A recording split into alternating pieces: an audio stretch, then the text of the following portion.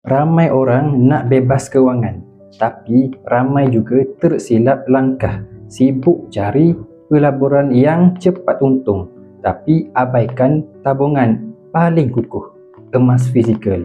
Kata mentor saya, Tuan Muhammad Zulkifli Syafiee, orang yang mula simpan emas di Gap sebenarnya berada di landasan yang betul menuju kebebasan keuangan. Caranya mudah, ikut 3 langkah penting ini. Top up emas ikut bajet anda.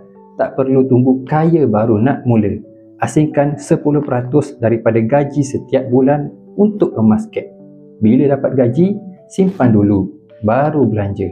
Letak target 100 gram yang pertama. Bila ada impian, barulah ada arah untuk tambah gram.